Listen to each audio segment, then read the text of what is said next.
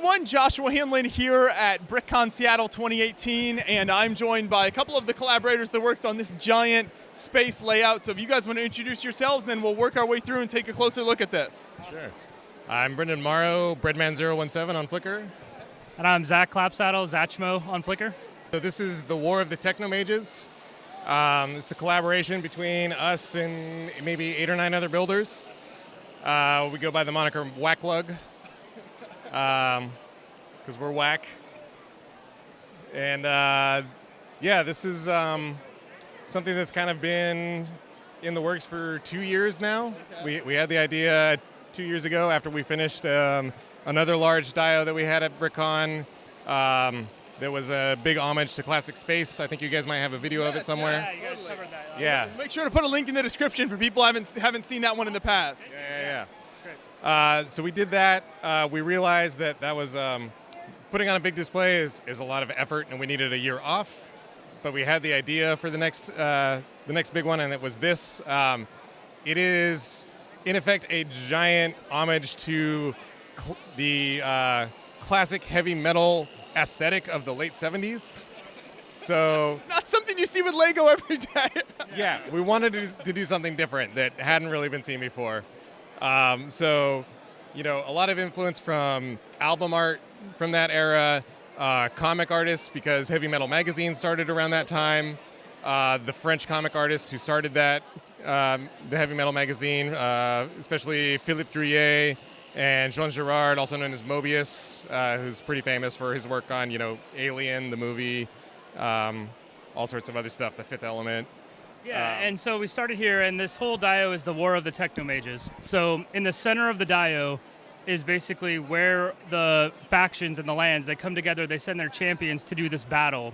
So each of the lands has a portal that's connected to the center, and they all basically do this huge battle in the center of the portal every 1,000 years. So we've got, you know, underwater with a large city, we got a cursed forest, we have a giant Cyclops dio with some sunken terrain, and then we've got Technomortar, which is basically like black and trans red and a pool of blood lava, essentially. There you go. So some fantastic. So then let's start here and kind of dive into this section first, and we'll make our way through. Sure. So this is a section that I built, basically underwater, lots of corals, lots of color. On the top, a lot of buildings that are inspired by Jack Kirby, comic book artist. A lot of color and a lot of textures and a lot of lines is what he's famous for. There's a monorail that goes around the top, and then the underwater city. Basically, it's micro scale on top and minifig scale down beneath. Kind of gives it like a forced perspective, like of it, you know, coming up out. So yeah. Under the water is equally impressive down here. So many cool parts and everything. Talk about what you did to achieve that kind of underwater coral look. Sure, absolutely. I bricklinked a bunch of parts that I basically sorted by color. I looked at plants, I looked at body animal parts, I looked at whatever. There's some Jar Jar head fish down here. Again, it's a part like, you know, Jar Jar is Jar Jar, but when you turn him into a fish, he looks really cool. Lots of different corals. There's some branch pink corals. And then there's also, again, my army is a bunch of mecha, and they're all, it's the seafood mecha army. So inside there's a school of fish, there's a shark, there's a starfish, got some clams and lobsters over on the battle portion. Okay. But yeah, you know, just combining parts together for the corals was a lot of fun, and just, you know, as crazy and alien, but still recognizable as coral. And I think, you know, you can tell what it is by looking. Yeah. A fun thing about the theme that we chose is it's kind of an anything goes theme.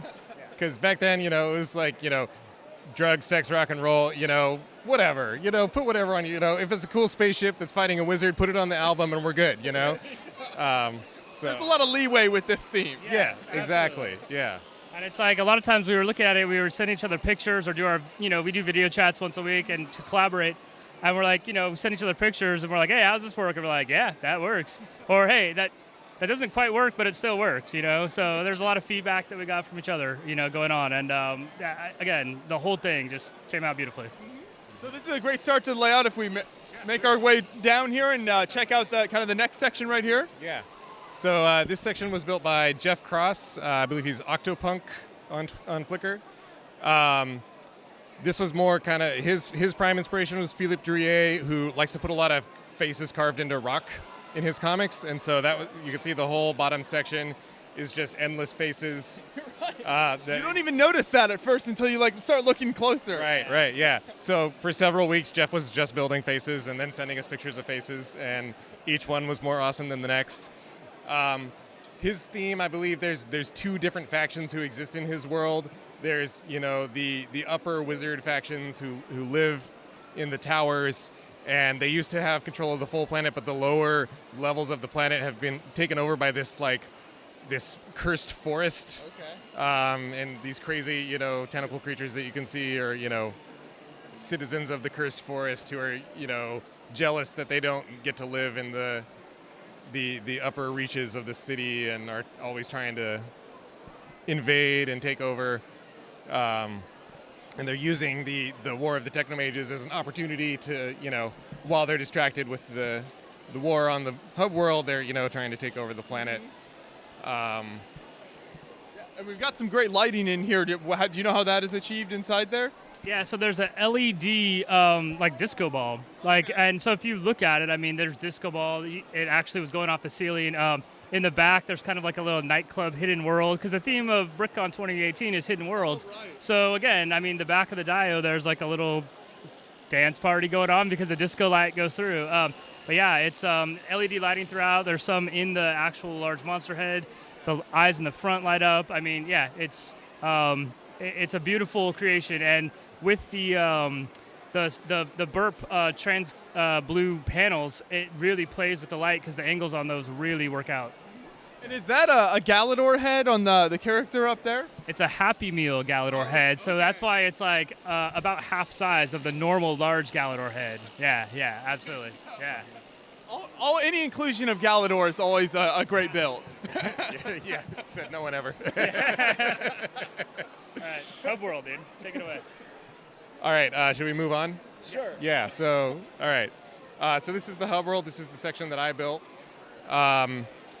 Was largely inspired by Mobius and also subconsciously by the intro from The Dark Crystal, one of my favorite Jim Henson films from about that era.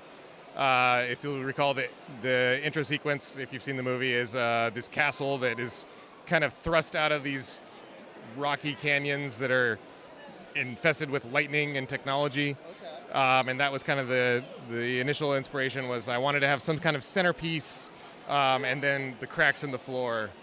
The backstory is kind of like the reason this planet is so valuable is it's an immortality engine.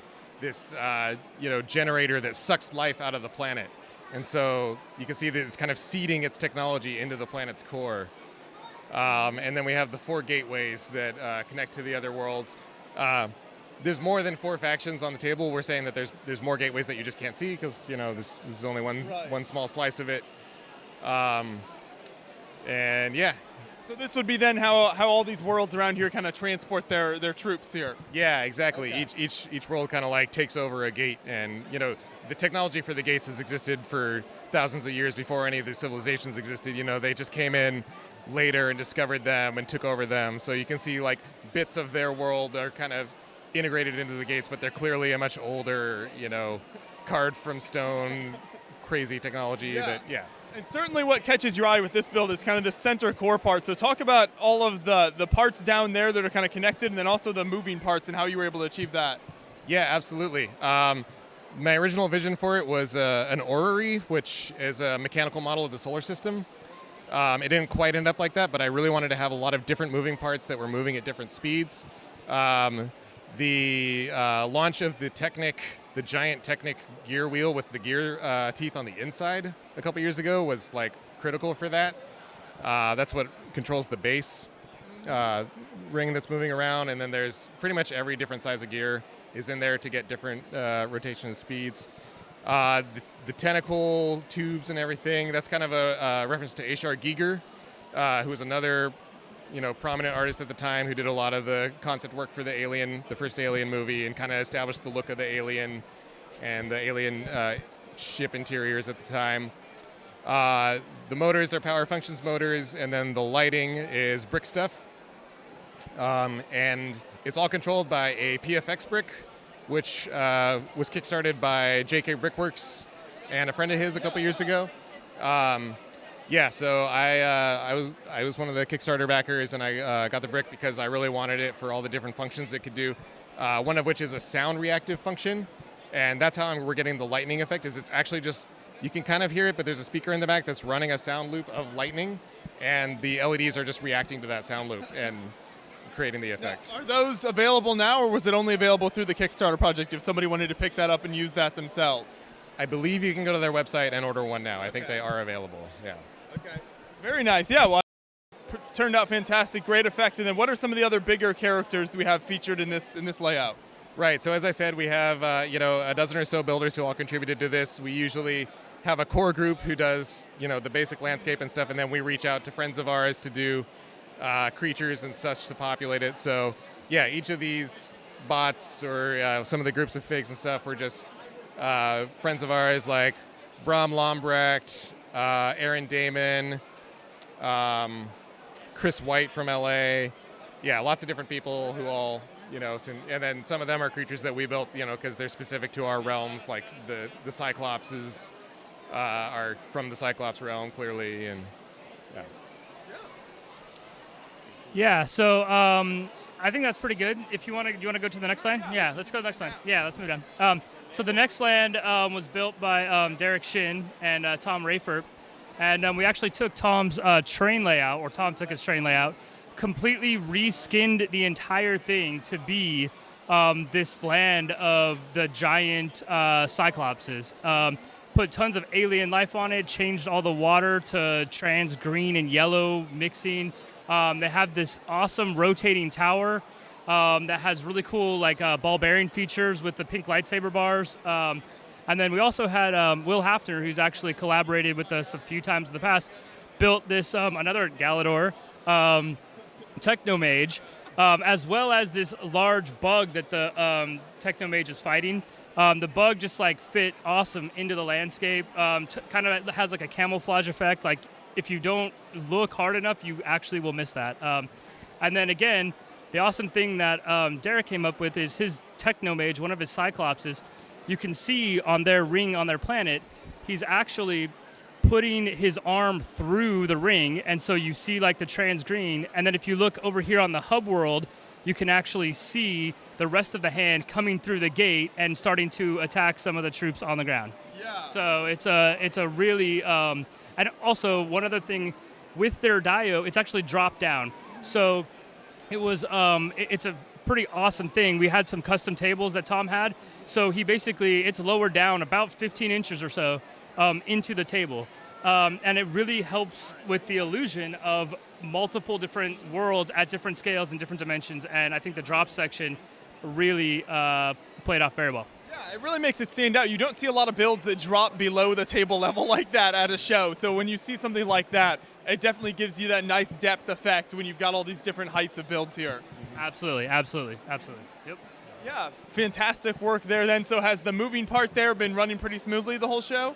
Yeah, it's been running great. You see the yeses. No, if you turn it up too fast, the lightsaber bars actually start shooting out. So it's just got a train controller, and it's been pretty great. Okay. Yeah, pretty smooth. No problems. Yeah. No problems. Not at all. Never. No, never. We'll keep going on from there then. There you go. So then we have down here kind of the last big section. Yeah, so this section is built by Andrew Lee. Is he Ono Sendai? Yes, on Flickr? Ono Sendai, Yeah. 2600. He's a fellow YouTuber, runs a show called Bricks and Beer. Maybe you guys have heard of it. Yeah, so this is Andrew Lee's section. Yeah, we call it Technomordor. It's, a realm of fire and blood. I feel like it kind of speaks for itself. There's not, too much that we could add to the visual awesomeness of it. Yeah, I think there's a lot of, there's some Eye of Sauron inspirations with some of the buildings. There's, again, it's black and red and dark gray and just spires everywhere. Also a little bit Geiger inspired, I feel. But yeah, and then, some of the use of the bionicle heads with the trans red in the eyes. that was like a bionicle container, and it again works as a massive door into a building, right? And I mean, there's all sorts of things like that with all the tentacles and stuff everywhere. There's one-eyed flying monsters, but basically black and trans red is the theme here. I mean, really heavy metal in terms of what you think about when you think of the aesthetic of the time. Yeah, it's probably the most metal of everything here. Yeah, absolutely. Yeah. And I really like also kind of the trans clear red with the trans red kind of running through that nice, almost like lava effect. Yeah, so again, there's underneath the trans red tiles is different shades of base plate. So you have dark red plate and then red plate, and then again when you skin it with the lava, it kind of gives it a beautiful transition. So in the center of the river, it appears to be a lot deeper than on the sides because of the way that you can use multiple color plates to do that.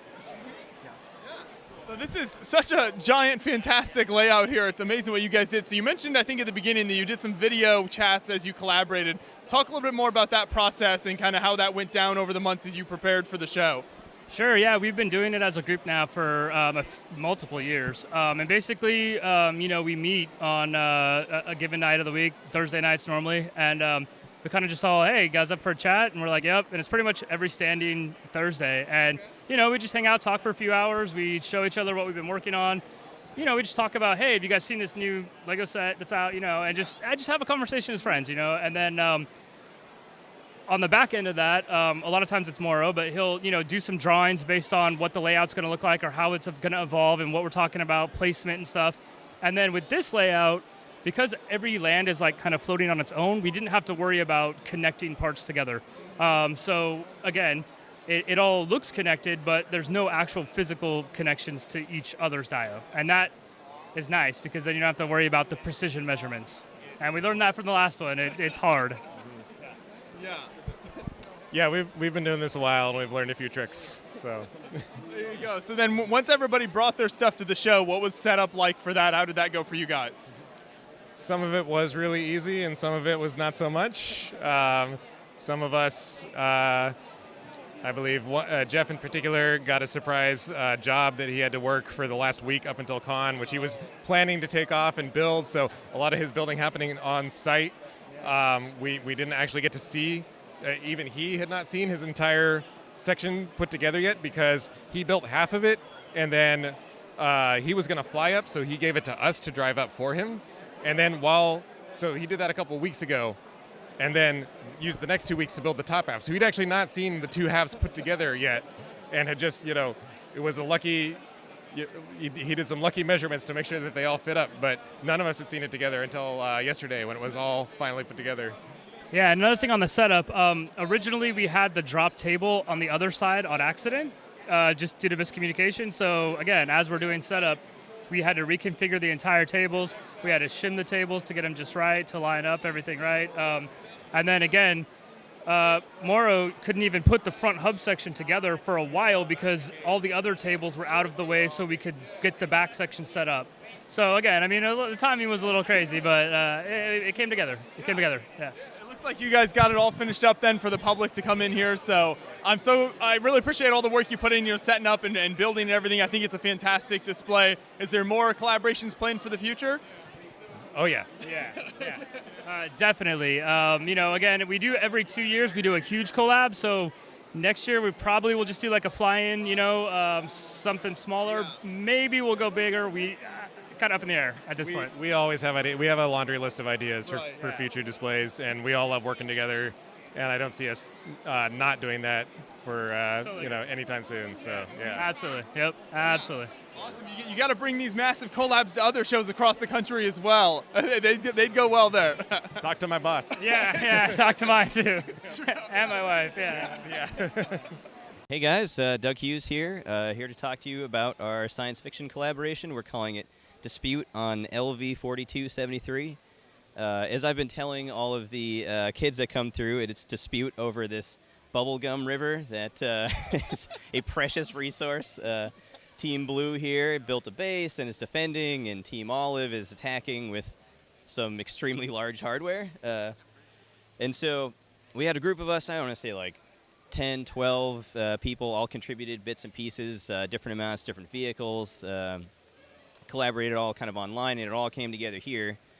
Let's see, what else? Was there a kind of a standard for each person building, or was it just kind of like follow a color scheme and then bring what you want?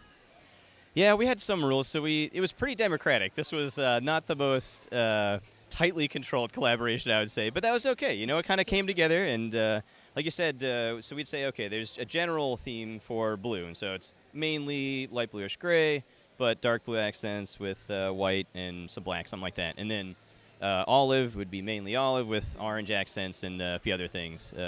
And then just kind of go at it. And people sent out a couple of those drone ideas really early on, and that got the juices flowing. So Simon Liu especially was really keyed up on the whole olive thing. That's a big thing for him. So basically, I actually think that's the genesis of this whole thing, was he had made an olive drone, and that just got all of us thinking and talking about what we could do. So. There you go. So which section did you work on building then, and then we can launch in with the rest of the builders? Yeah, sounds great.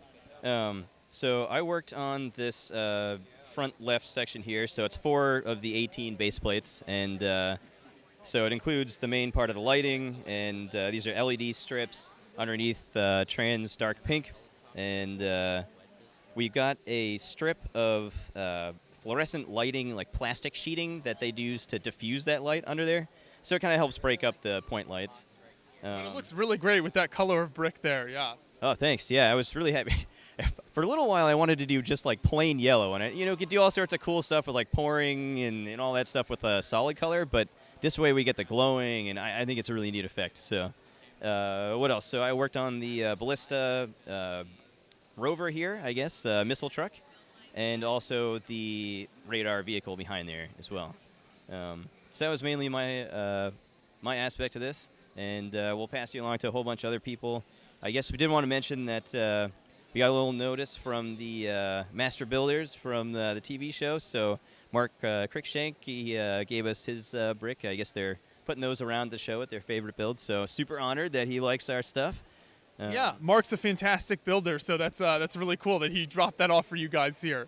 Yeah, absolutely. So yeah, we're all super proud and happy that it came together. We had a lot of work to do when we got to the con as usual. So it's neat that it came together. So there you go. We'll grab the next builder then. Hi, I'm Caleb Sawatsky. I built the helicopter here that's spinning rotors and moves up and down and stuff. All fits in one battery pack. And we've got 2 motors, one moving it up and down and one spinning the blades. I based it off of a G.I. Joe Cobra helicopter loosely, and had a lot of fun getting all the curves and stuff. So there's a lot going on with this build because you've got the rotors moving as well as it moving up and down. Yeah, no. I definitely love to make my stuff move and perform functions. It was a challenge getting the motion all smooth, though. I had to eventually fit a neck bracket into a small gap to make everything smooth, but it's pretty complicated in there, so I try not to open it up and change things if it's working fine. How has it been running at the show for you? So far, it's been going pretty great. 1 battery change, but yeah, no major breakdowns.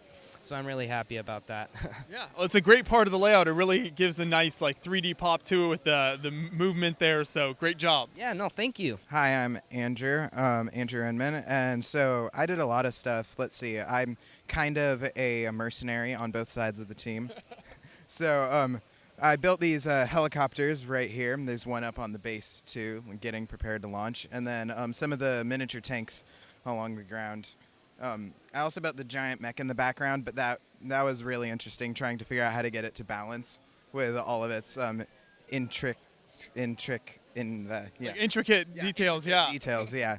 No, that is difficult. So maybe explain your process a little bit there. So maybe if other people are wanting to build something similar, maybe they can get some tips from what you learned. Yeah, so one of the things that I figured out was like trying to like surround the ball joint so that they could only move in certain directions helped a lot, because that was able to like secure the movement a bit more and make it sturdier.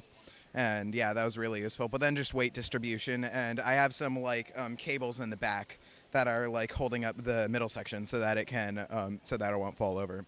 There you go, a little safety there. Yep. And my brother and I also built the giant olive ship over there. So that thing is massive, yeah. Yeah, it is. So we basically just built a giant Technic frame, and then slowly started adding stuff. We ordered a bunch of olive parts to put on it, but a lot of the finer details were completed this week. So yeah, it was quite a rush, but it was really fun to get it here. Basically, what we got here is there's like just I added like a storage room, a couple laboratories, and then there's a tech room in the very back corner over there. There's also a mess hall and then a conference room in the front. And then the bridge up in there. I really tried to like add these like circular details to a lot of the furniture to try to give it like the same like consistent feel throughout. And the mess hall was really fun to try because of the like trans blue like table that I put in there. Does this whole ship travel as one big piece then? Yeah, it does. So we integrated a handle onto the front area between the mandibles. And so from there, you just grab it from there and then on the back, and we can just lug it around like that, and nothing really falls off. So it's pretty successful. Well, that is super impressive. Thank you so much. Good work. I am Kevin, and I built this large artillery truck for the olive and orange team, and I was really inspired to use these very large tires that LEGO came out with to just build a massive vehicle. And then I got the big huge gun there, which the first time I built was smaller, and I put it on the back of the truck and I was like, this is too small, gotta go bigger. And then I also did a lot of the groundwork here and worked on putting these treads into the ground for the tracks for where the vehicle had driven. I thought that was a fun detail. Vehicle tracks like that are a great little detail that are easy to overlook, but it adds some nice like extra detail to the build. Yeah, and then I had a little bit of an issue, but I got it angled here, so you kind of get like the vehicle turning, and I just thought that would look so much better than it just driving straight. And then is there like an interior to the sort of like cockpit area there? There is an interior. It's a little challenging to get to, but I think I can pop this front section off. And so we got like the commander up there, and then there's a person down on the 3rd floor, and then a couple like in like a floor in the middle. And then also this vehicle is fully remote controllable. So I've got these wheels powered, and then this one here does steering. Doesn't work on the display, too many obstacles, but took a bit of work to get that all geared down and be able to drive, because it's a really heavy vehicle. I was hoping you just start destroying everything on the display here with it. I might try that tomorrow afternoon. Just see what type of destruction we can cause. This is a great addition to this side of the battle, though, so thank you. Yeah, thank you. Hi, I'm Simon Liu, and I did the Olive Air Force part of this collab. When we decided to come to Bricks Cascade, I wanted to do something with some of the builders that I've known and some of the builders I want to work with, and I came up with the idea of let's do like a olive invasion of some sort, because it's my almost trademark color scheme that I've been doing for quite a few while. But I did want to build something slightly different, so I actually started with the dropship here in the back, and I knew that once we decided we're going to do some sort of invasion, I wanted to drop off actual drones. So it's a bit hard to see, but you could actually fit 6 drones in the bay of the dropship, and you have that landing there, and you can see that there's all these different types of drones that are coming out. I did a set, and James did a set, and Andrew did a set in terms of the variations of the olive drones, and then I also did the olive fighters. The olive fighters is also pretty new. I've done a similar version of them before, but this one's got a bit more play features. So they actually have openable missile silos and landing gear that can fold down and so that it could actually land, and that one actually was up for no apparent reason, even though it was flying. But really, what we really want to do is just have something really fun to do, and it was incredible. And I pitched the idea, and then they just ran with it, and everyone's like, okay, let's do this, let's try that, and like I'm gonna bring my stuff, and let's see what we can do. Yeah, it's just a really great group of builders, and the drones are fantastic, so maybe pick one of those up, and we can see if we can take a closer look there at those, because there's a lot of pieces in there.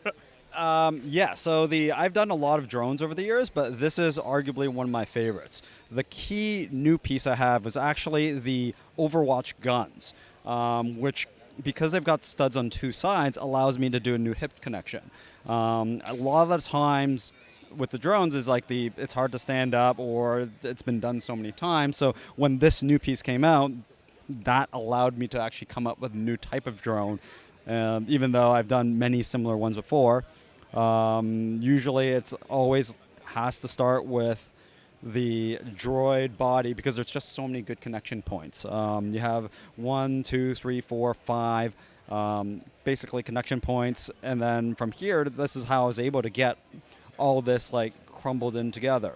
And another new idea I had was like, oh, let's stick the arms on the top of the droid arm so it creates kind of like shoulders and such, and all of this is pegged on in the back and such. There's a lot packed into a small area there. A lot. So I think Andrew pointed out that it's kind of monotonous to build all these. These are pretty densely packed for the size they are. Like from a minifig perspective, I was actually quite happy that they are bigger, but this is probably the smallest one I've made at this scale that's this detailed, and so I've been very happy with that. And also, I can now see how you did that in Cheat. Right. There you go. Yes, you can see the angled path.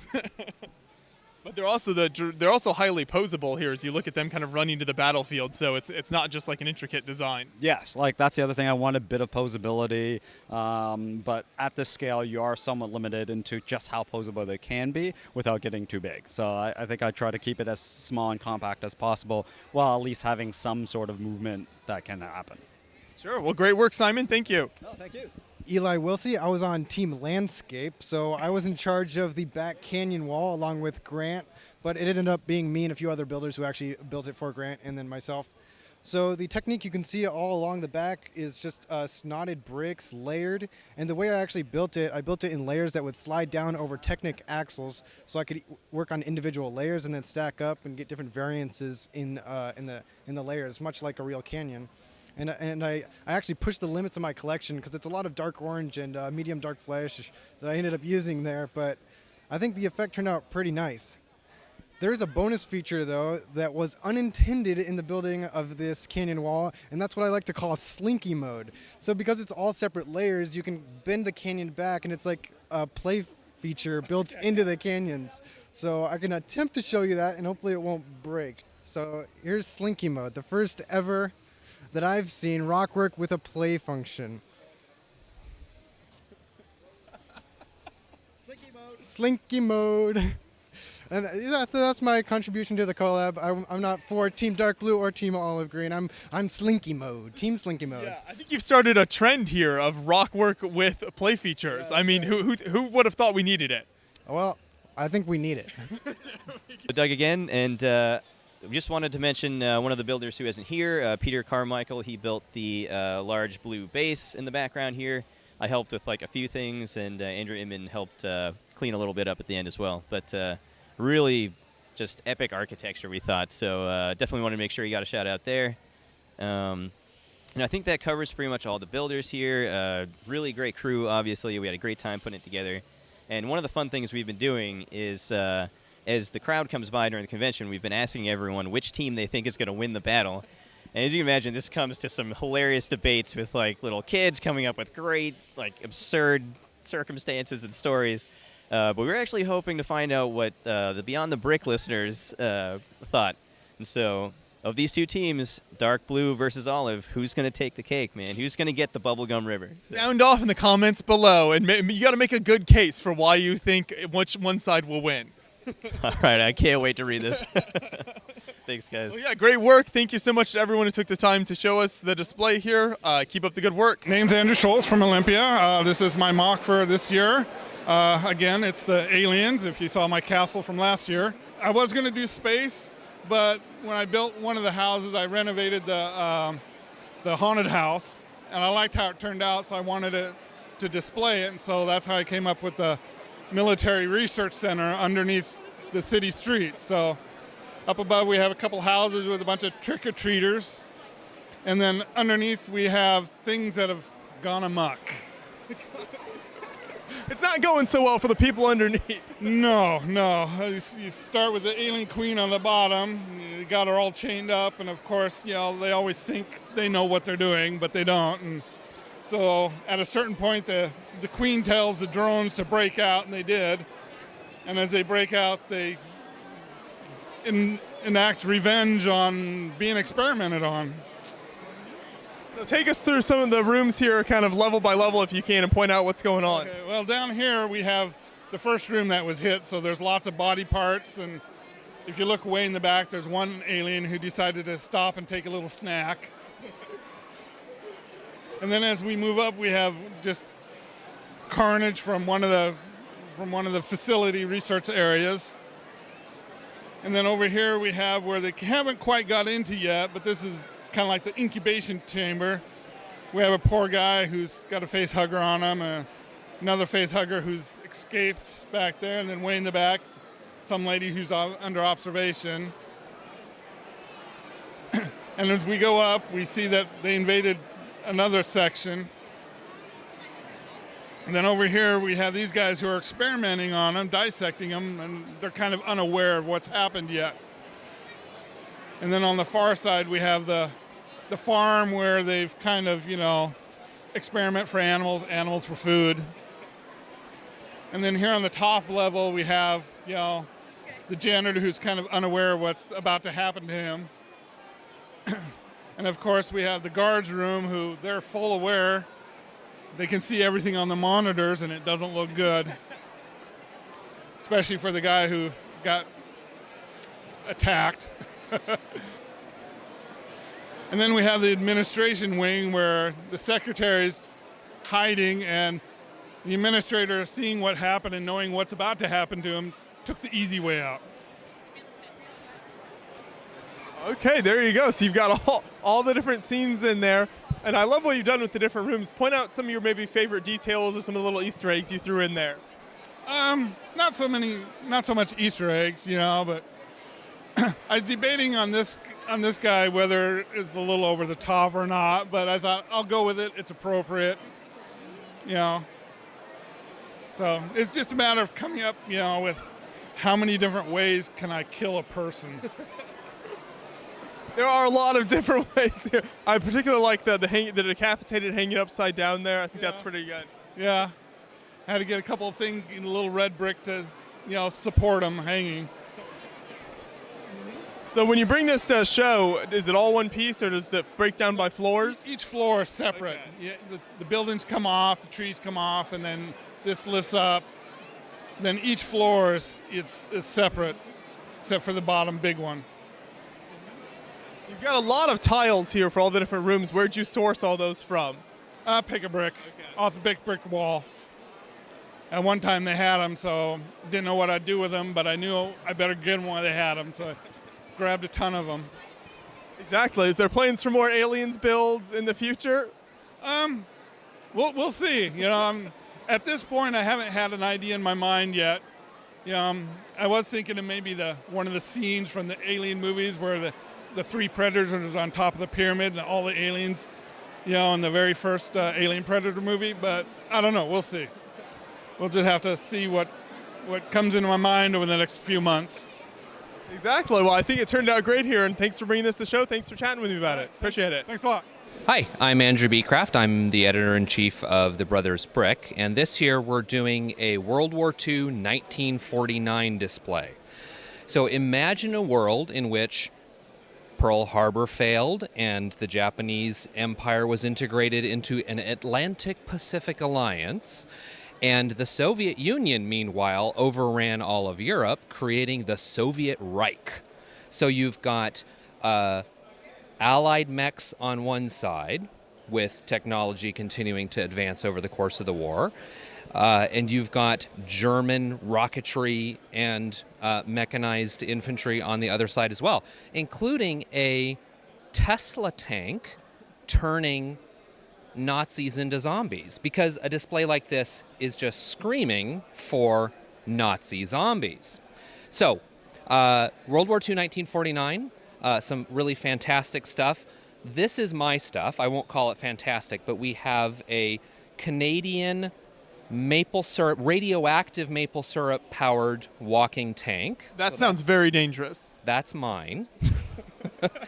along with this Normandy Beach here that I've recycled from previous years.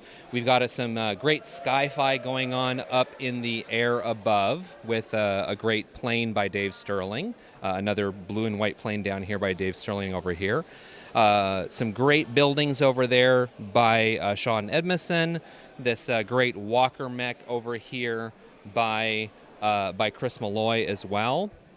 And I think Eric Wilkinson, I believe, is the one who built this great, fantastic. I'm going to try play features here because this is just frickin' fantastic. So, fully posable ball turret. Wow, that's awesome. That's fantastic. So I'm going to point it at some zombies over here. But these guys are fairly surprised. I'm actually not sure whether this is allied or not. But you can see we've got a Japanese allied mech over here, a fantastic mech by Matt Roundtree, I believe, with some Soviets coming in over here as well. Now, don't miss the fact that we have a few superheroes mixed in as well with this dude, Wolverine, who is Canadian, by the way, according to the mythology, Captain America and the Howling Commandos, along with the 442nd Regimental Combat Team. Superheroes in real life. There you go. So, moving on to slightly stranger things, we have the Tesla tank by Chris Malloy and myself, with a Soviet KV-1 hull with a Tesla turret by Chris, and a bunch of zombies getting created, which is how we're explaining the fact that they have yellow hands, because really yellow hands are kind of hard to come by.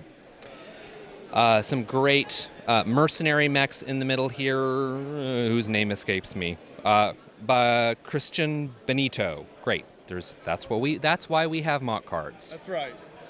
And one guess as to which Lego creation a little further forward is by Guy Himber.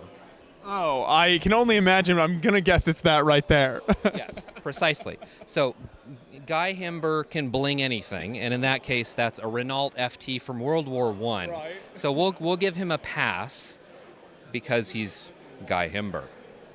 So I also stuck a Rogue One tank in the middle here because it actually kind of fits. Kalen Malloy built this V5 rocket because imagine, in 1949, the world would have continued advancing. We've got Werner von Braun entering his bunker here, and let me show you guys some cool stuff inside here. So we've got 1940s era computer banks, double doors for blast purposes, a viewing port for the rocket. I don't know that I would want to live in that beautiful house by Sean Edmondson over there, given that it's right next to the rocket, but it is a very beautiful house. It is. That's I really like the way he did the kind of white and black blending of the walls and everything, that design on that building. Yes, indeed, and it goes very well with a rocket right next to it. It does. So moving on, we have a flying wing, also by Chris Malloy, who proves that Lego can make some fairly nasty symbolism here. We do not approve or condone, but for something set in a World War II that never ended, it's historically accurate, I guess. Don't judge me. Don't judge Chris either. I think that's asking too much from YouTube commenters. Yeah, probably so. Bring it on. All right, so this is Kalen's farm, which is the third time we have recycled this section. Last year we talked about our Civil War display, and so this is a Civil War display that we just turned around and put some bomb craters in, along with some pigs, and a great little mech there that Chris pumped out with some spare. We had 2-gallon bags of gray, and managed to find some cool stuff that turned into a decent mech. Bonus points to anybody who can spot the one piece of Mega Block in that. What would make you do such a thing? it was actually kind of a cool piece. It makes now I need to go home and take a shower, but we'll be fine.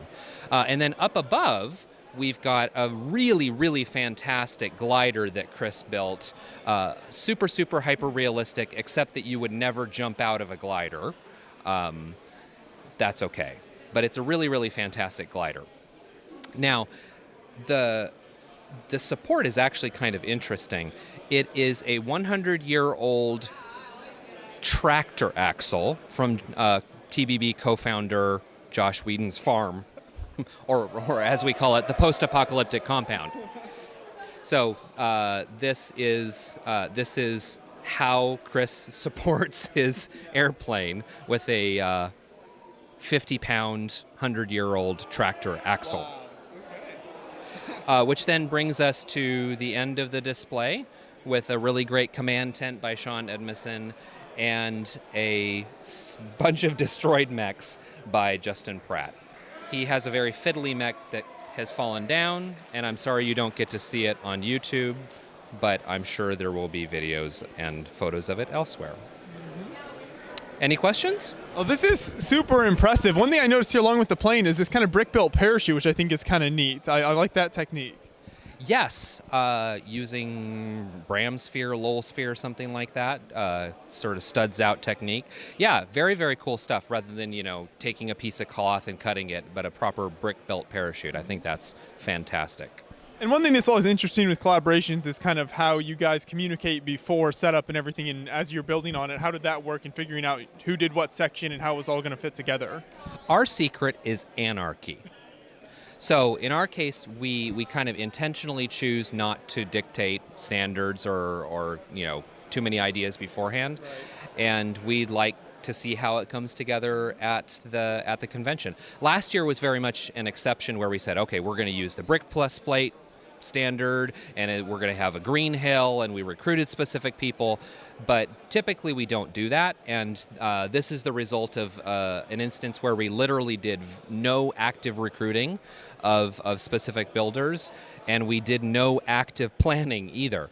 So it came together quite nicely for something where we intentionally chose not to do any planning. My name is David Frank, and this is a build from StarCraft 2. And so, me and my kids play quite a bit. We still play once or twice a week, and I want to do one of the more common maps. So this is probably one of the most popular StarCraft 2 maps. It's called Megaton. It's loosely based on that. So yeah. Very nice. So take us through kind of the different factions and what we've got playing out here. Yeah. So over here, you've got the Zerg area, Zerga infestation. So all the purple is the creep that you see, and so I wanted to build some of the most more iconic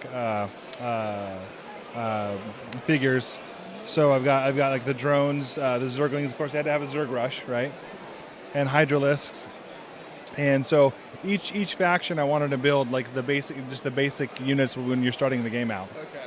So I started with like the base units for each faction. So there's the three factions: the Zerg, the Terrans, and the Protoss.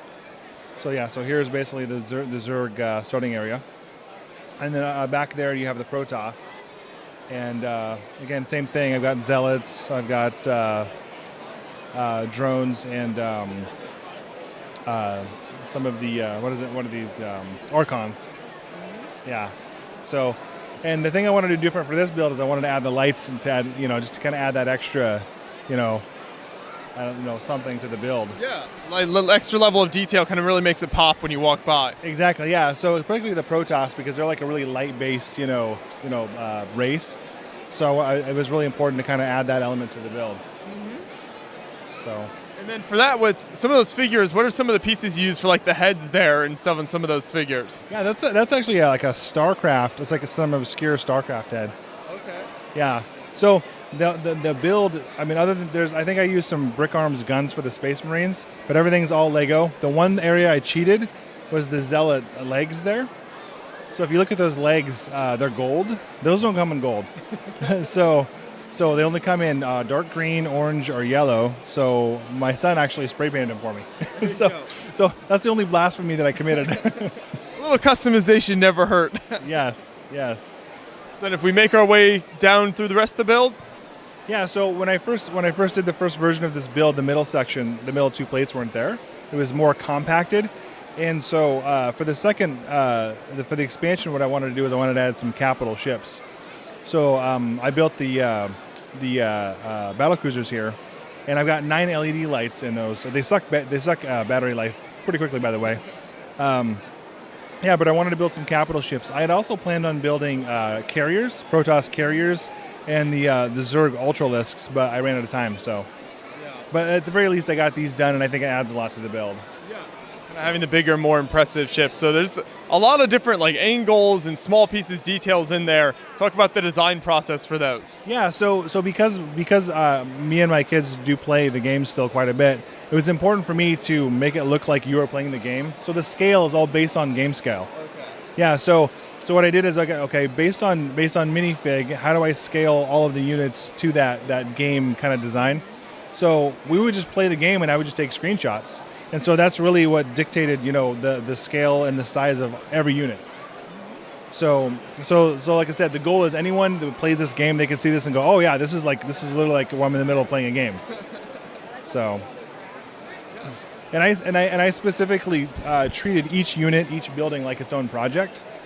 So I would dedicate like for instance, on average 4 days for each different design, and I would come. I mean, there was multiple different versions of each unit that I got until I got it just right. Because the trick with building to this scale is you have to make it small as possible, but you have to do as much with the least amount of brick.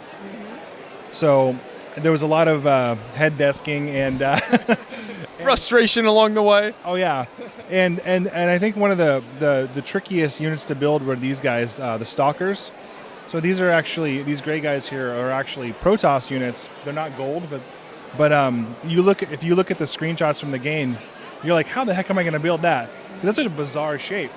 So I think I did a pretty decent job, but yeah, those were really tough. So yeah, and it's funny too because I have a tendency to overbuild. So I use probably way more parts than most people would, and so you pick my things up and you can probably bludgeon people with them because they're so heavy. Hey, at least they're strong though. You know, that's good. Exactly. So that's the one really cool thing about some of the Zerg units here, like the Hydralisks and the Zerglings, is they're. I think you could probably sell those as a set. Like, I mean, I think the part usage is pretty good, whereas some of the buildings probably not.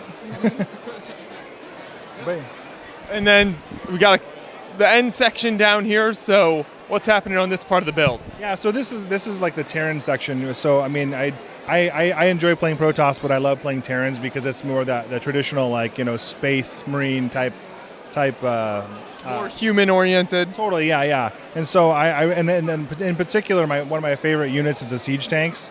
That's why I built like 6 of them. So the siege tanks, so there's 2 versions of it. There's a siege mode and then there's a tank mode. And so I wanted to build both modes. I mean, they don't transform, but I wanted to make it look like they did. So those were a really iconic build that I had to get right.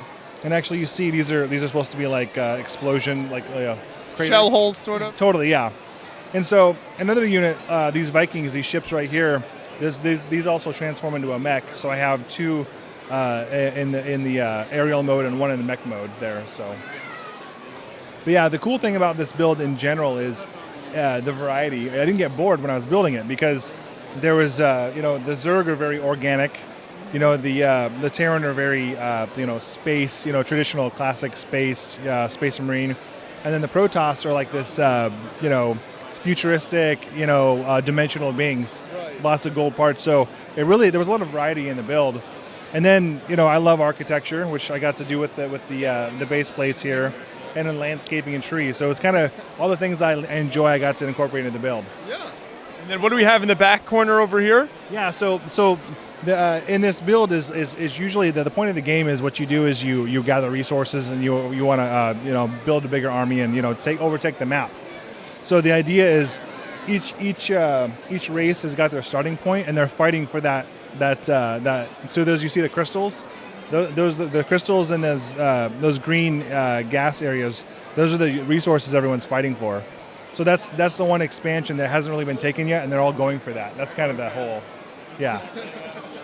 There you go, the big battle. And then you mentioned some landscaping and trees earlier, so talk about this. You've got a nice variety kind of in the back section there. Yeah, so when I planned the build out, what I ultimately wanted to do was I wanted to make a black backdrop, and I wanted to hang all the battle cruisers and all, because I had plans for more ships. I wanted to hang them suspend them from some kind of frame, but I ran out of time. So I was like, okay, well, I still have to frame this out. So again, I love building trees, so I'm like, you know what, I'm going to build some huge trees, and that'll give it a good backdrop, and so your eye will focus more on the front than instead of the back. Excellent. And then when you bring this to a show, what's setup like for you is kind of getting this whole thing together? You know, this is one of the easier builds to transport, believe it or not, because normally I build really high, and it's ridiculous to transport. But this is all in 15-inch by 15-inch sections. I think it's, a 48 by 48 base plate? Yeah. So it all breaks down into that, and it's really stackable. So basically what I do is I take all the units off, put them in totes, and then the base plates are relatively flat, and I can just stack the heck out of them. In fact, I think I got everything in 3 boxes and 3 totes. So yeah. The trickiest part with this build is because it is so lit up, there's a lot of, I have got to constantly be replacing batteries. So even LEDs that don't take a lot of power still use a lot of juice. Right. These battle cruisers, in fact, have 9 LED lights in them. There's just stuff going on, but it's a great effect. But yeah, I'm sure it uses up the power quickly. Yeah, and hiding the wires is really tricky too. That's a build element that I hadn't done before. Okay. So, yeah, and it's, of course, you know, having done this, I think what I would do differently is I would connect it all to the wall outlet somehow. Different source of power somehow. Exactly. Yeah. But that's how we learn, right? I mean, the first year I came here, I built one big thing. I didn't transport well. So every year you learn something new. For sure. Well, thanks for bringing this large layout here. I think it's really awesome to see all the different battles going on here. Really fun to check out the different details. So thank you. Yeah, thank you. I'm Eric Cacioppo, and this layout here is kind of been evolving over years and years, and it comes in different configurations. It actually started off as a GBC module, a big setup that had little orange balls being moved around from module to module that fit within the theme of what it was. And now some of those are moved to GBC, and then we've got the standalone here and kind of different stories. But the whole idea is that you've got a kind of a steampunk, kind of Victorian style city or village kind of going on there, and then from there the aliens are kind of invading or landing, and it's kind of that how those two interact and what's going on with that, you know, kind of interaction with it. So, but yeah, here we've got a TAM building here, which eventually will be a GBC module there. It's going to launch balls up into the top. There's a storyline that I put through it, and essentially it is that people from the city have noticed, you know, saw these orange-headed aliens coming and thought they were friendly, and it turned out they weren't. They started turning people into orange balls and invading in that way. So then you've got your heroes. You've got your heroes in the airships, and then you've got on the vehicles and coming there to try to save the people and save the city from the invading aliens. So I love this kind of courtyard section or kind of central gathering area here with all the entertainment going on. Yeah, thanks. I really enjoyed this one apart. The nice thing, I mean, building this, I've learned to build a little more modular, so I can take that section out and move it to other places, and it's almost like a puzzle in a way that it can change a little bit each time that I put it together, but it's still got that same kind of story. This part here is always, I thought, was fun with the circus entertainers coming on and juggling and dropping the ball and all the kind of stuff going on. So yeah, I enjoy that kind of part of it a lot. So. And then if we move outside the kind of fenced-in city section, we get more to the terrain moving towards the aliens. So what's this part like for you? Kind of how'd you imagine this? So again, this is that kind of where the end of the city kind of again ends, and then the outdoor area starts, and how the heroes are kind of going in and approaching up to those aliens, where we've got our big vehicle here, the kind of hunter that's standing up there and has his vehicles going, and then there's one part of a train, and the rest of the train actually got moved over to a GBC module. So now we got part of the train there. And then the one thing that we integrated a little bit, which are new, and I'll show you there, I've always had a lot of monkeys involved with it. So we've got a few monkeys here, and then eventually you'll see our mechanical monkeys that have made it. Oh, there's a couple of them actually down there in the corner. Those are the mechanical monkeys by the aliens that are coming to attack too. So we've got the kind of other kind of level onto it. And for this vehicle right here, talk about the big giant red gear there, that piece, and how that incorporates in with the larger vehicle. Yeah, so as I'm building some of these vehicles, I mean, the parts that you use really kind of determine on what it's going to be like. And I saw that's a big old Samsonite gear that fit into there, and it just kind of worked really perfectly there. And so from that, the rest of it evolved. The tracks onto it, the way that it stood up, and something like that. And it does turn and move, but it stands pretty well as it is too. That's something you see in GBC modules sometimes, but you don't see a lot of regular system layouts. Right. Well, I kind of combine those two kind of areas together. So, yeah, and then we got the Star Wars animals that were up here that I kind of put some eyes onto it, and we got some other heroes, which are from Mouse Guard, right? The heads that were made by Guy Himber? Yeah, Himber, that's exactly who it was. He made those there, and I kind of integrated into here. So those are coming up to help out, and then we've got our kind of our octopus. It's kind of going over there, a steampunk octopus that's going to climb the hill, and some Atlanteans that are helping out, kind of coming into it also. And then you've got the beginning of the actual aliens that are coming down there. And as you can see from here, we've got the Star Wars, the Death Star, kind of from the Planet series years back, was kind of the inspiration for a lot of these different kind of vehicles, and they came onto it. And then this flying saucer I've built, it's probably about 3 years old maybe. And so that was the first one I built, and then it's been evolving and changing the techniques, and it's in the midst of being upgraded, I think, to meet the latest one that I built over here on the end. But yeah. And then this whole table section, I've been trying to integrate more of that elevation up and down and how to get that to go together. So this was kind of the first time I've made it multiple levels as it kind of come there, and it's worked out pretty well, I think, kind of how it changes there. But you can really see you can get the height coming down, looking down onto the city from where the aliens are coming, which is kind of cool. So. You also get the added advantage of having some lower sections for the kids to look at as well. Yes, and that's been a really big thing that I've seen a lot of builders that are doing, because a lot of times the kids can't see those things because they're shorter. So by lowering some and again, elevating some, you get that height, differentiation that different people can enjoy it, is what it comes down to. So yeah. And then as we move along here, we've got, again, some more steampunk, like a submarine vehicle here. And then you've got the orange head aliens and a lot more of our mechanical monkeys that are custom made, I guess, by taking the Ninjago monkey's orange arms off and adding other arms onto them to make them completely metal looking. But yeah, and then it just keeps going on to it. And then you've got the main kind of area where the latest flying saucer that I've built comes down, and you get the mother, the queen, I guess you would say, of the aliens coming up, and again, they're just working their invasion up over the hills until they come over into the city. So yeah, and then the latest flying saucer, I think I finished last week. Actually built half of this tower, which has probably got about 4,000 pieces just in the beam that's coming down there. Just finished it on the drive to this convention, actually, right?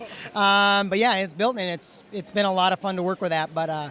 But yeah, and it's been fun to integrate that. So what's the structure of that in there to keep up the whole giant saucer? So interesting. This is the first time I've used, I would say, non-Lego as a structural piece, because a lot of these larger sculptures might have metal armature or something to help them. So inside there is a clear a clear acrylic tube that goes up, and the acrylic tube is what holds the weight for the flying saucer. And then again, the skin that goes around it is the color that gives it that, with the LEDs that are wrapped around that inside tube. So yeah. Right, yeah, and then you get those lights going in all the saucers here with the part coming down, and that really just makes the whole thing pop out as people walk by. Yeah, and I didn't realize when you're looking at that red beam, I was thinking how to make it round, and I figured it out. But then when I come back and look at it now, which I never realized, it does look almost fuzzy-like, with all those little edges, which is really cool. And I didn't, again, things that you don't realize until you get it out there and show it. You're like, awesome. So. That's a great technique. So then what was set up like for you, because you've got these different kind of levels and everything in the build? What's that like when you bring this to the show? So this middle section here is actually a custom made. It's 30 by 30, so it usually fits with our tables. It's a wooden base with legs that comes apart, and this is what actually I move the bigger flying saucer in. So there's two of them, and I flip upside down and sandwich them, so that helps. And then the other parts are just tables that I've taken and lowered on top of our moving boxes. So trying to integrate what I'm moving in to use for the build, so I don't have to bring so many things to a show. Right, so use the packaging that the builds come in and to help display it as well. Very much so, very much so. Perfect. Well, thank you so much for bringing it out to the show here. Always great to get your insight on these builds, so appreciate it.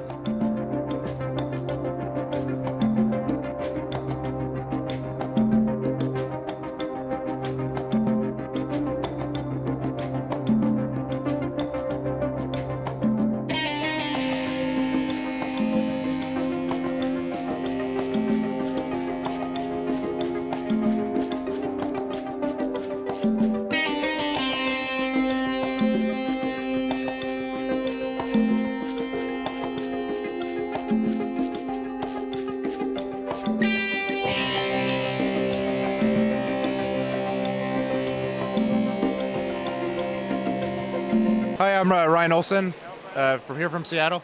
Daniel Fortine, Seattle also. Yeah, and we also had Steve over here who helped us with this collab as well. But this is Battle of the Warp Gate, and it's multiple human fleets coming together and repelling this alien invasion that's coming out of this black Stargate here. And there's a huge swarm of enemy fighters here attacking all the fleets. So Dan did the alien fleet with the warp gate, and the red ships here, the red fleet, and I did the dark gray ones, and Steve did the other multicolor ones here over here. And one of the ideas I had for the aliens was that they grow their ships from biological mass initially, and then they can add engines and things to it later. So the idea would be that once the aliens win this battle, and we talked about next year, the aliens have taken over all the destroyed ships and made them hybridized alien ships. So there'll be like an alien hybrid ship attacking some other, like the last human outpost that didn't take part in this war for next year. So that's the idea behind that.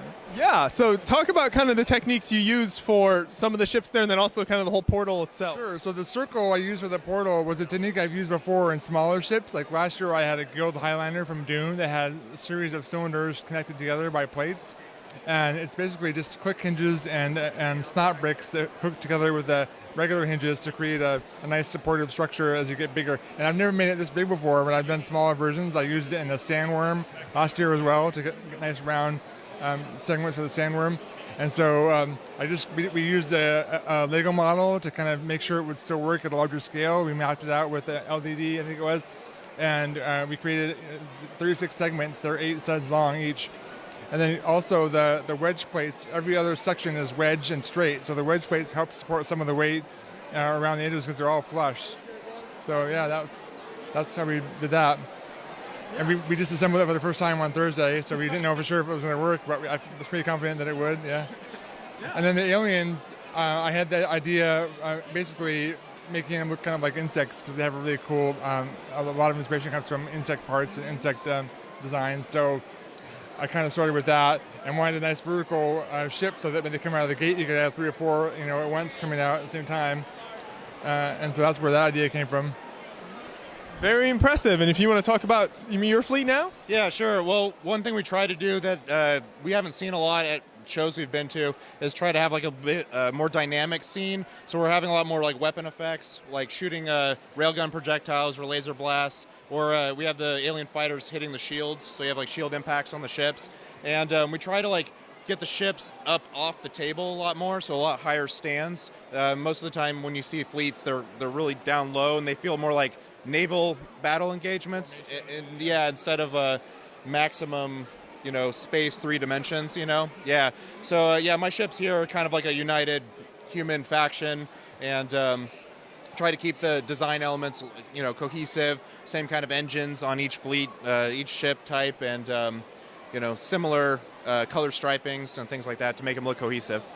So the stands, you build all the ships first and then kind of build the stands and try to position them the way you want? Yeah, exactly. Yeah, and these stands here, they're fairly simple. They're Technic beams, kind of cantilevered at an angle, so the ships kind of are angled to the public, so they can see like the tops and the sides a little bit better. Yes, since we were building so many height in our stands, we wanted to make sure that we didn't just show profiles. So a lot of those stands are leaning like that so that we can have other ships kind of anchored to the sides, get different levels, again, creating that dynamic height so we wouldn't have like a jump gate that's this high and a bunch of ships down here. We wanted to make sure it was kind of evenly spaced vertically and visually. So, and the small fighters that were light enough allowed us to attach them directly to all the ships. So rather than having a bunch of small fighters on their own stands and feeling like it hasn't quite started the battle, this really makes it feel like there's an investment here. They're in it. It's too late for them to back out, and they're totally committed to the battle. So, yeah. Exactly. Yeah. Well, I think you guys did a great job here. I love the layout. So thanks for talking to me about it. Appreciate it. My name is Morthen for Poulsen. This is my layout. It's not Star Wars. That's what I called it. And this here is supposed to be some kind of a jungle planet, where it's supposed to be a scene on that one over there, that tiny little ball. And I have a lot of small stories, which is often hidden throughout.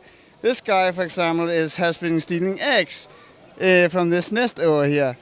You can see there's also a nest there. And my snake, which is a space snake, lays his eggs in the trees because it just does. and now it's not so happy that it has stolen his eggs or her eggs. Okay. And then we got this guy who's just hungry for some pie. He's just very hungry. And then we got these guys. You can see them here. They are chasing the big monster. He's very afraid of trumpets and small nets. You can see he snapped the tree in half, but because he hasn't noticed it, but he still has a fear of trumpets and instruments. This seems like quite the exciting planet here. Yeah, but well, it's actually nothing. There's a lot more going on over there. We'll keep moving down and see what else. This is supposed to be in deep space, where we have some sort of space battle between some monsters who has just encountered a pirate-ish ship and the space police, which are also engaged in battle. So it's a huge free-for-all, but I'll bet my money on the monsters. You think the monsters are going to win? Yeah, I think so, because they are quite massive, and they have a lot of teeth, and they're shooting everywhere, and they just go around. Even though we got this one, this is supposedly at the back, we break for nobody, then that's a concept they're sticking to, even though they are swarmed by monsters. And we can, of course, do whatever we want here. And then we got these guys who's just firing missiles and shooting at absolutely everything around them. All weapons are engaged here. All weapons are engaged. Also, you can see the here everything. This is just huge warships, which is just you can also see this guy. You can it's just the wings and everything. So that's really nice. Some of this was inspired by the StarCraft game as well, right? Some of it, like these guys, the Mutalisk, who doesn't want to. Yeah. Those are from StarCraft, and these two, and this one is taken from a movie called Space Pirate Captain Harlock. And I tried to do some of it, the skull and the cannons, it's inspired from there. And then the white one is from a game called Rebel Galaxy, which it took some inspiration from. Then we go to the desert planet. There's a little arrow here is pointing towards. And we got the research station, where we got the science department, where we got they are testing the eggs and how good an omelette it is. And you can also see the screens at the background that this one is just fine, and that one has hatched, and is out and about. And we got this guy who's trying to reach for the massive hammer in the back. And then we got this guy who's kind of hard to see, but this is a automatic targeting system, and it's not working because it's shooting at the Lego minifix instead of the Lego minifig picture instead of the alien picture. Things are not going well on this desert planet. No. And they're getting even worse because you have this giant robot. This is also from StarCraft 2. It's called the 4, and he has a problem.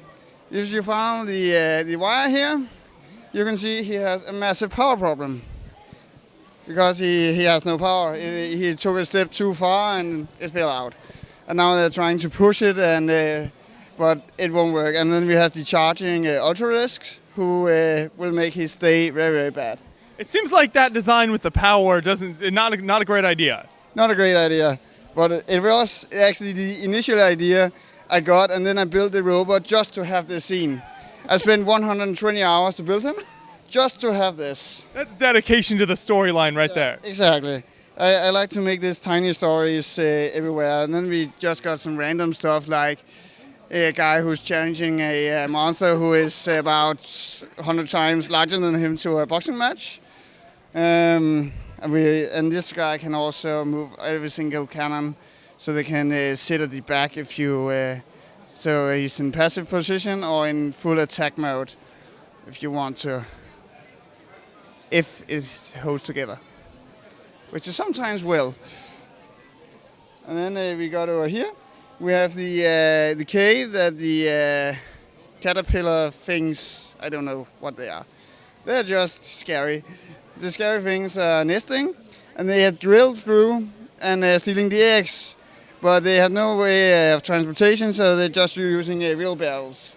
That's the easiest solution, and they got Benny and the Unikitty with them, and we also got a Wildstar with a frying pan who's trying to whack a baneling from StarCraft 2. Fun fact about those, they explode and spread acid everywhere, so it's a very bad idea to hit them. Okay, so that's not going to end well for Wild Style. No, and then we got this guy who's trying to lure out one of the caterpillar things with a piece of chicken and whack it over the head with a club. I love the story here. I love all the thought behind the story and what's happening here. It's such a fun. I mean, not a fun story if you're one of the characters in the story, because that's not going to be good. Yeah, but exactly, I sadly have a reputation of always putting my minifigs in great danger. Also, Paris layouts where they were eaten by monsters and ships were torn apart and sailed through, and Krakens attacked, and my fellow Lug members also always felt pity for my minifigs because we were eaten and everything. So yeah, I like to dream up a storyline and then try to accommodate it, to build something funny, and sometimes just do random stuff like the random Rocketeer who is trying to be ignited. Who knows what's going on there? So dive into the build here of this big kind of mech, and how did that build come together for you? Over 3 months, I've spent many times to try and build him. I don't know exactly what you mean compared to. What types of pieces did you have to use to get the look you wanted? Well, a lot of slopes. I always use a lot of slopes and a lot of snot pieces going everywhere on the side. And here is a kind of cockpit, and then you have studs on the sides, and then these jammed in, and then these are held together if I can do it without breaking him. I don't think I can. I can. We'll just leave it for now. Yeah, it's held together with Technic pins, and he can be torn apart so he can fit in the box very easily. And you can, of course, adjust the arms and whatever you wish. Because I have a rule that whenever something looks like it can do something, it has to be able to do that. Also, the arms, these guys can move, and also the robots are fully functional. You can do whatever you want with them. Excellent work here. So thanks so much for bringing it to the whole show. Yeah, really appreciate you taking us through the layout. Thank you. My name is Travis Wagner. This is my build for BrickCon 2017. A little bit about the build. Took a little longer than a year, or about a year to make. We got two opposing sides. We have the Germans and the Russians.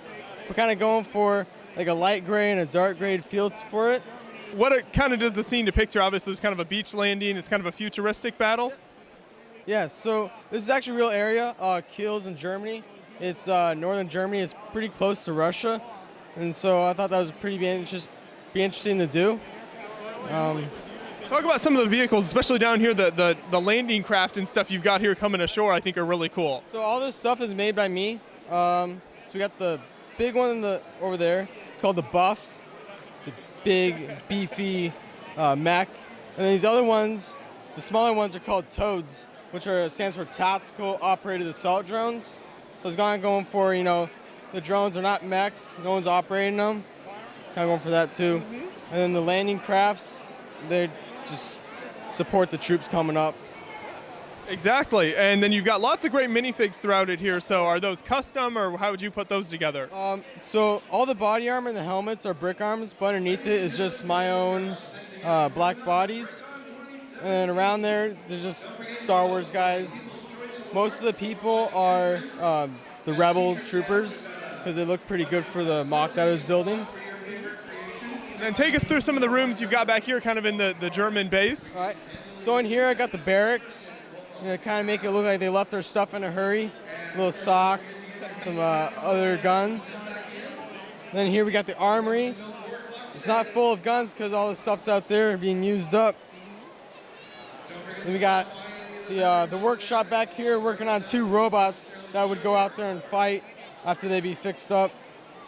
And then over here we have the medic lab where all the people from the battle are coming back to get help.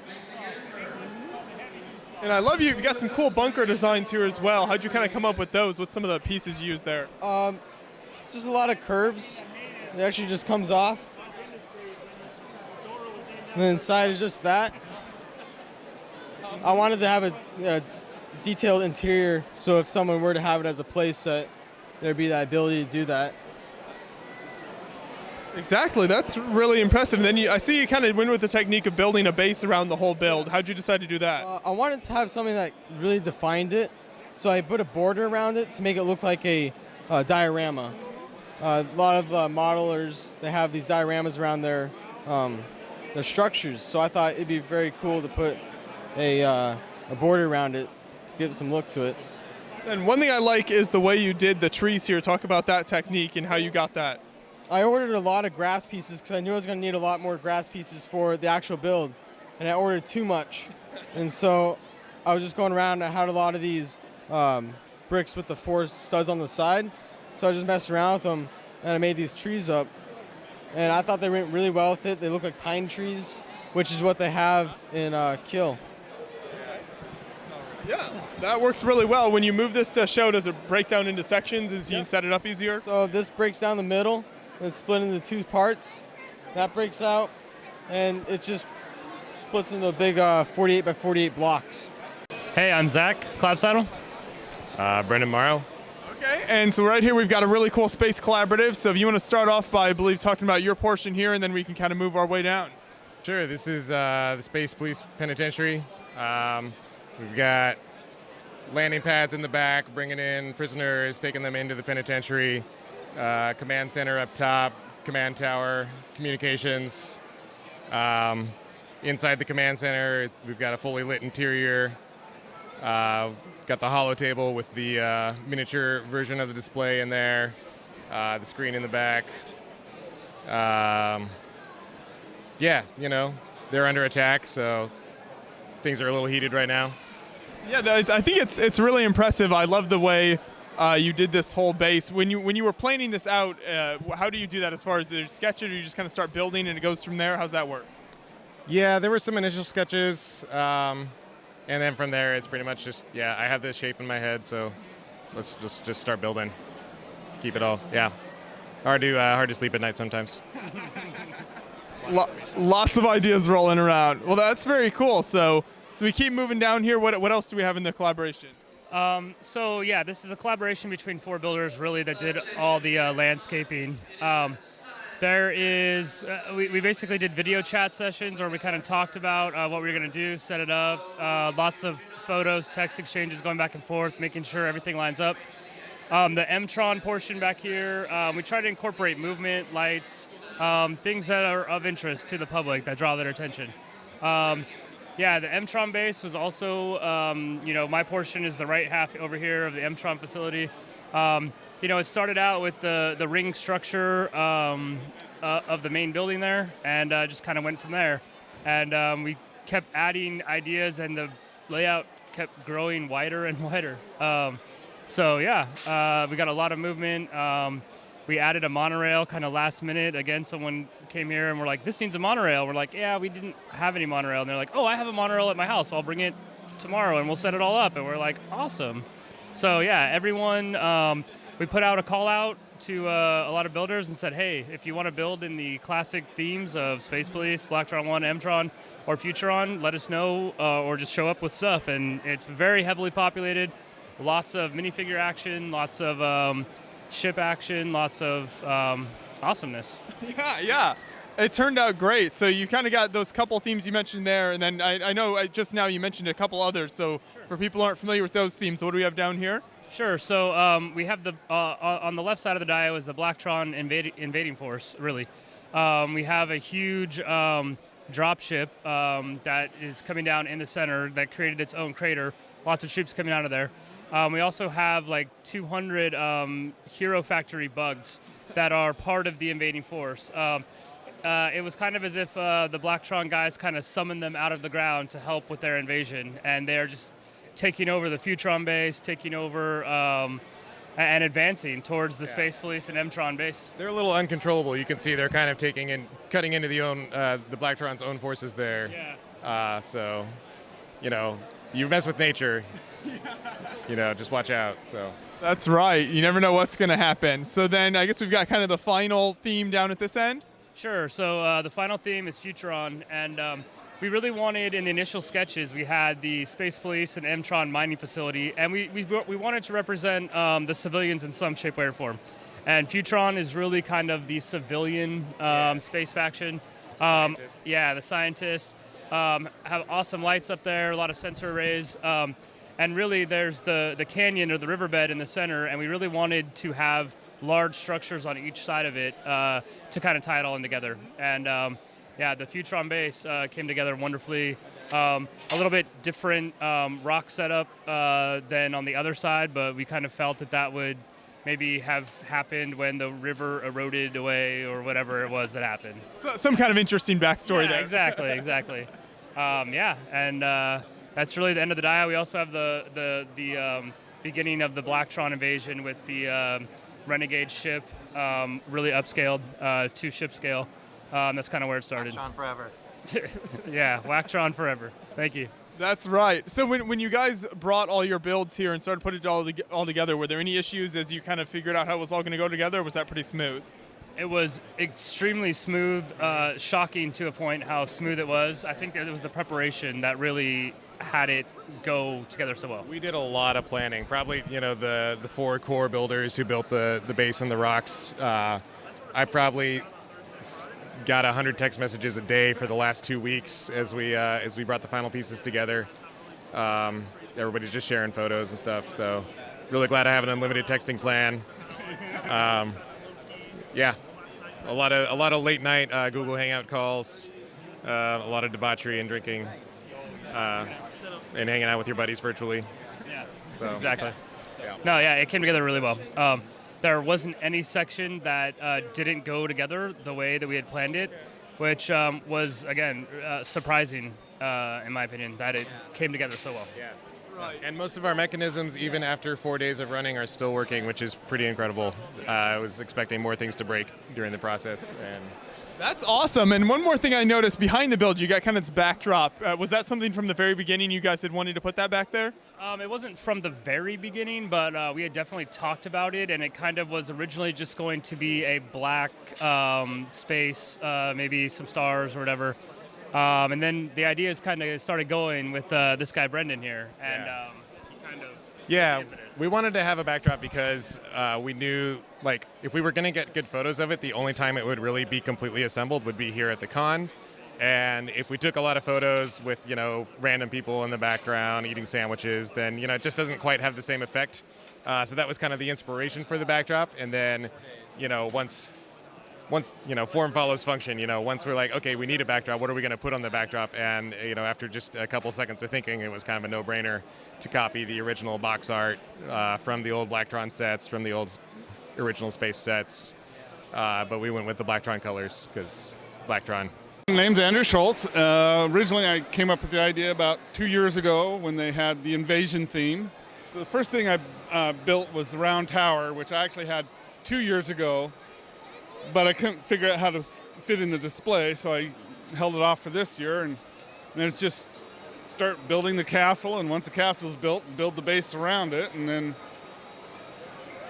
I would have gone all the way across, but I kind of ran out of gray bricks, so that's why I have the slope. Okay, and then if we move down this way, we've got the moat here, and then what else do we have? Yeah, well, we have the villagers, you know, what's left of the village with the soldiers attacking through it. And I decided to add the 3 predators as, you know, gods to help out the soldiers, but they're not going to survive. Got about a minute before they get overwhelmed here. It looks like it, yeah. So talk a little bit more about the techniques and some of the different parts of this castle here. Like you've got the towers coming off and some of the cool roof technique. Right. Well, the towers here, I had to get the thing, I had to do them upside down.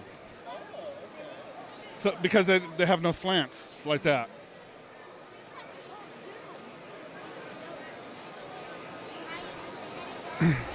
And originally I built the castles with the towers with the windows all the way around. And then I added the smokestacks, and I realized that you can't have windows where the smokestacks are, so I had to go and take out all the windows. And same with the keep. I probably built it twice before I finally got the thing. And so, yeah, it's just a matter of I build and I put it, and sometimes it works and sometimes it don't. So you take it apart and rebuild. And you have a lot of gray brick here. Where'd you source all that from? Well, originally when the Lego store used to sell boxes, I got quite a few boxes, but then they stopped selling boxes, so which is unfortunate. But and what's the hardest part of doing a build like this? This is a pretty sizable build, especially the castle here. What's the toughest part of that for you? Trying to figure out how to build it so I can take it apart and bring it here. Because you have to be able to move it. And boxes are only so big, so you got to figure out to build the bases and that will fit in the boxes I already have, and then bring them up here. So is it kind of modular the way it breaks down, or how does that work then? Yeah, the base plates are modular in sections of 4, 2x2 base plates, and then of course the walls are separate from the towers, and this actually whole part pops off, and the bottom. So in each building is you can take apart, and so.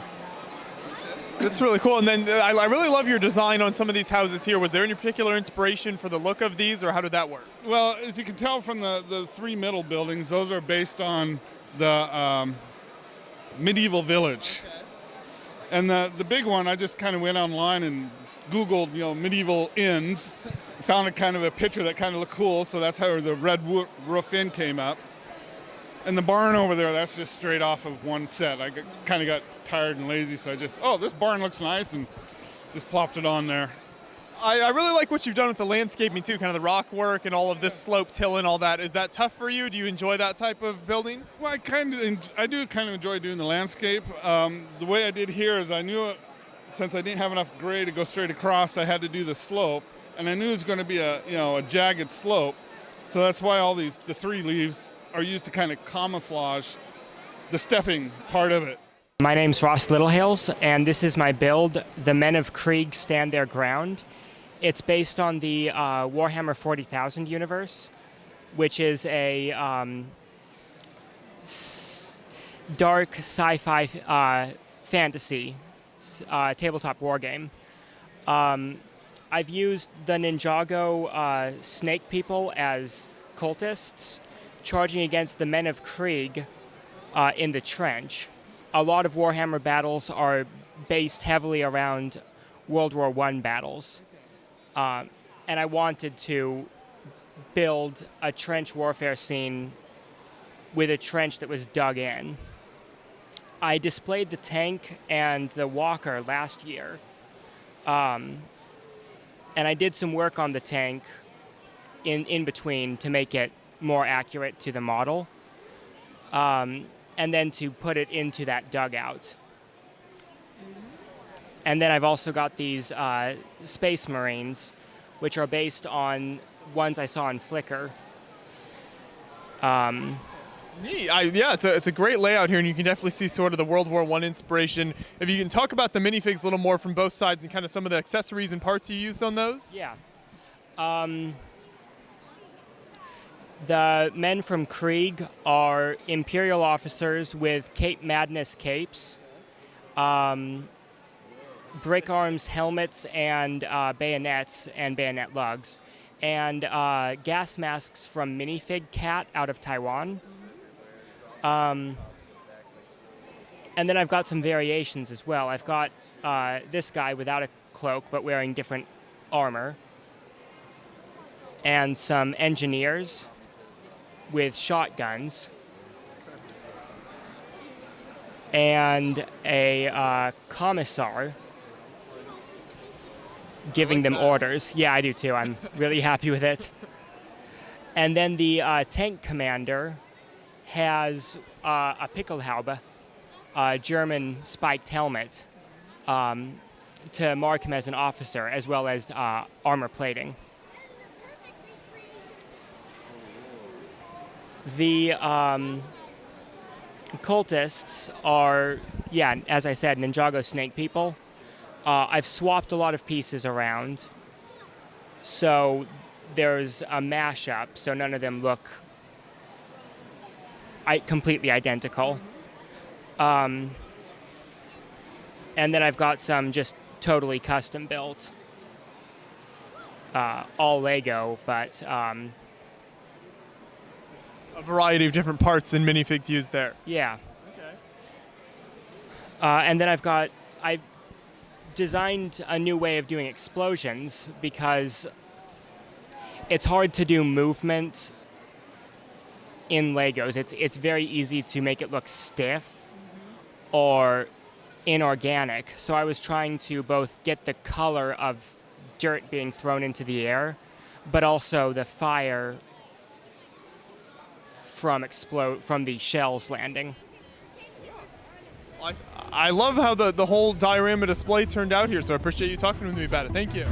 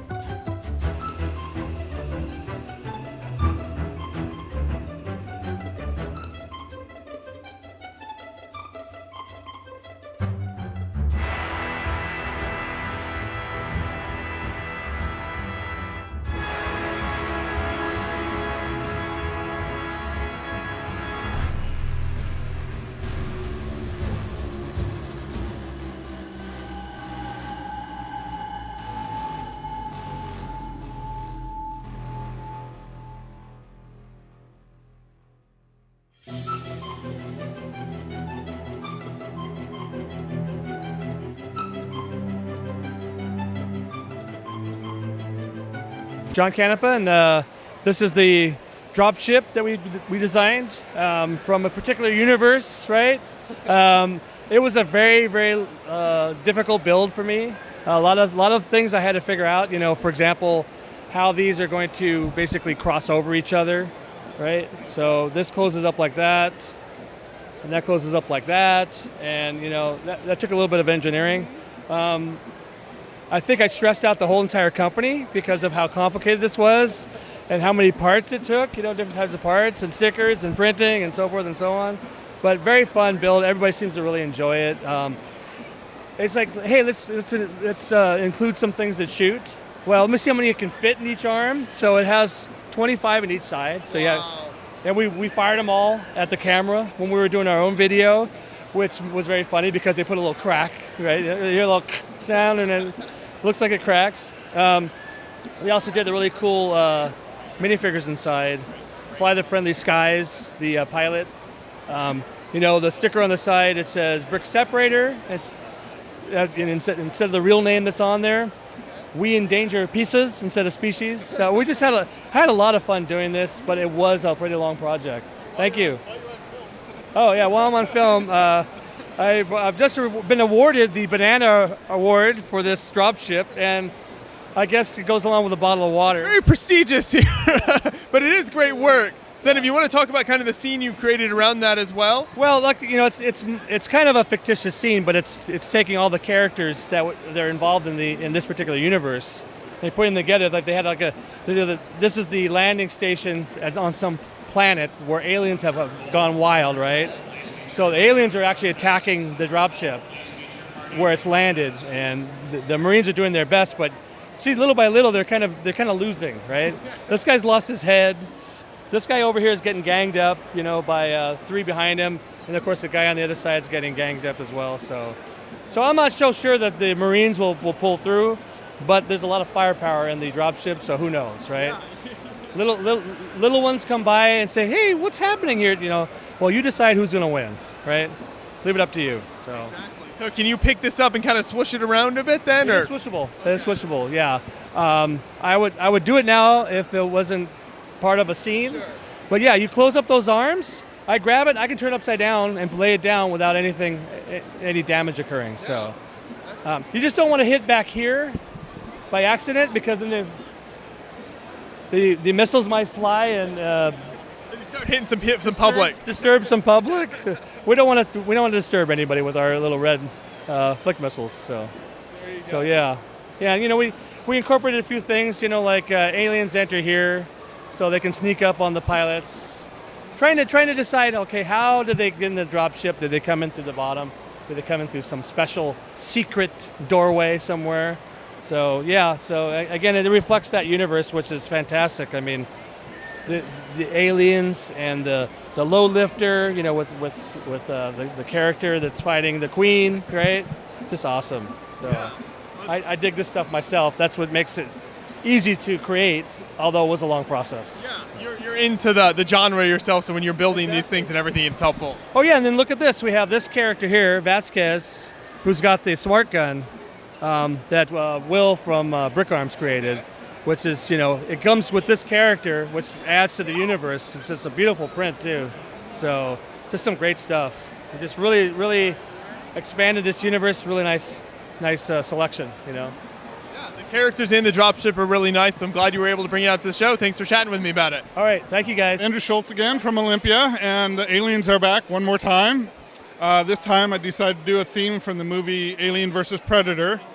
I brought out all my aliens this time. There's about 260 of them on the pyramid. They're just in here causing havoc and about to be decimated in about 10 seconds. It looks like there's a slight numbers advantage here. Yeah.